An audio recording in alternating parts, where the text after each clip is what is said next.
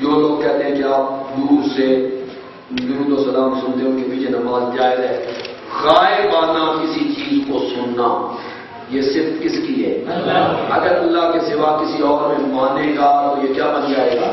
شرک بن جائے گا.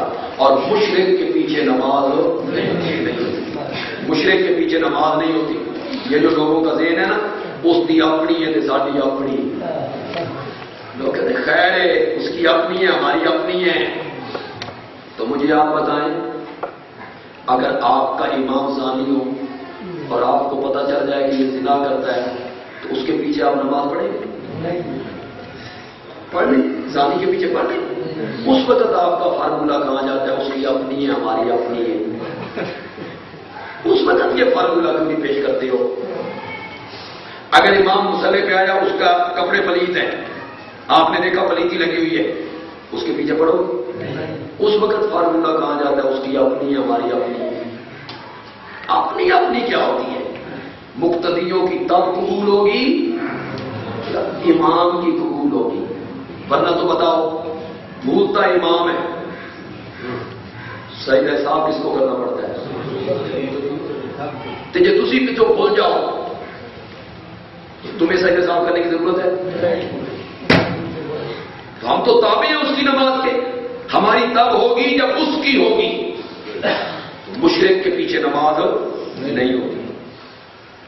ایک آدمی نے ایک بکرے کو غیر اللہ کے نام پر پالا، لیکن بعد میں اس کو اس بات کا پتہ چل گیا کہ یہ حرام ہے. اب وہ کیا بکرا اس کے لیے حلال ہو جائے گا؟ بالکل حلال ہو جائے گا، اس کے لیے اس کا وہ مالک ہے اس کا. مشرک کا ذبیحہ حرام ہے، لیکن ایک مشرک وہ ہوتے ہیں جو کسی آسمانی مذہب کے قائل نہیں ہوتے، جیسے ہندو، سکھ یا مکے کے مشرک. ان کے پاس کوئی آسمانی کتاب نہیں تھی، وہ کسی نبی کو کلمہ نہیں پڑھتے تھے. ایسے مشرک کا ذبیحہ حرام ہے. اور جو مشرک کسی آسمانی مذہب کا قائل ہو، آسمانی کتاب کو مانتا ہو، قرآن نے سورۃ مائدہ کے اندر اس مشرک کو رعایت دی ہے کہ اس کا ذبح کیا ہوا جانور مسلمان کے لیے کھانا کیا ہے. جب مسلمان حضرت پر درود پڑھتے ہیں تو آپ پر کس طرح پہنچتا ہے؟ میں نے کل کہا تھا جب اتحیات میں پڑھتے ہیں السلام علینا وعلی عباد اللہ الصالحین، تو نبی پاک نے فرمایا دنیا کے جس خطے میں کوئی مومن ہے یہ سلام اس تک پہنچ جاتا ہے. پتہ تو ساتھ والے کو بھی نہیں ہوتا.